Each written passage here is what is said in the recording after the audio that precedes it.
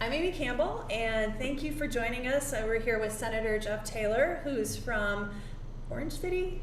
Sioux Center. Sioux Center, and is a senator and is on the Education Committee. And we wanted to talk about House File 252.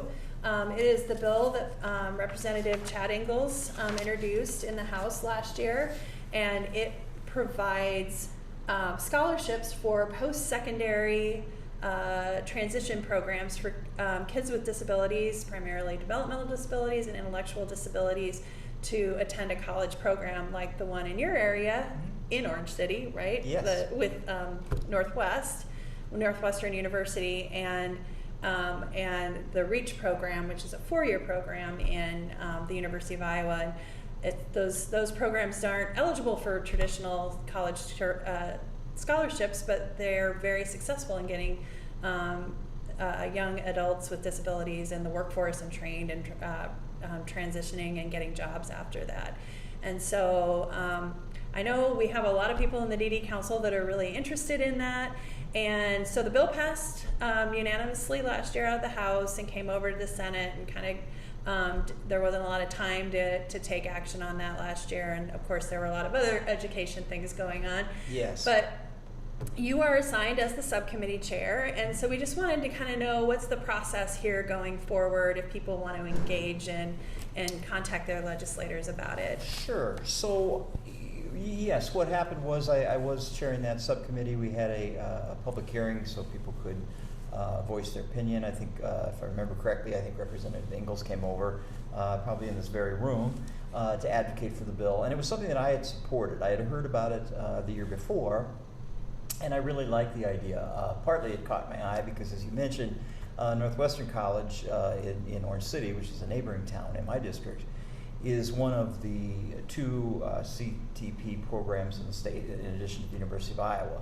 And I'm actually an alum of Northwestern, and so that caught my eye, and I thought, well, that's a great idea, that people who may have different abilities, may not be able to complete a 2-year or 4-year regular degree, but still are interested in higher education, the state should do what we can to help them accomplish that. So we did have the subcommittee, and all 3 of us voted to move that bill forward. However, as you mentioned, we bumped up against one of the funnel deadlines, and we essentially ran out of time. I wanted to run that bill in the full education committee. I'm the vice chair of that committee, and I wanted to run the bill. The chair decided to hold off until the following year, partly because there was a fiscal note. If I'm remembering right, I think the initial ask was $200,000. So, you know, there's bigger asks that we deal with, but it's significant. And so the thought was, if we don't know for sure that there's going to be money, we could pass the policy bill, but that may give people false hope if we aren't prepared to fund it. So I made notes of all of this, and being the education budget chair on the Senate side, and having gone through it 1 year already now, I feel more confident that I know what I'm doing, and this is something that's going to be a priority for me. So in addition to getting the policy bill hopefully passed by the full Senate, then eventually I'm going to be partly responsible for coming up with the money to actually fund it. And whether that's going to come in at $200,000 or something a little less or a little more, time will tell. That'll happen like late in the spring, probably like March and April of this session. But I guess what I would encourage those who support the bill to do would be to contact members of the Education Committee, including Senator Rosenboom, the chair, and just explain why this is important, why this is something that would be valuable not only for the people who are participating in the scholarship program, but for the entire state of Iowa. And that will help lay the groundwork for a friendly setting in the full committee when the bill moves forward.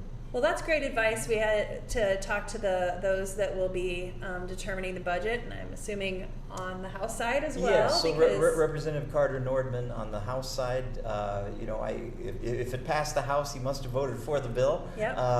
But he would be my House counterpart in trying to come up with some money to fund it. Well, thank you again for all your advocacy. I know that you've been involved with the DD Council on a number of levels. We really appreciate all of that support and help and giving our advocates advice, and hopefully we'll get some calls into your colleagues. Yeah, that would be great. I'm happy to help. Thanks again. You're welcome.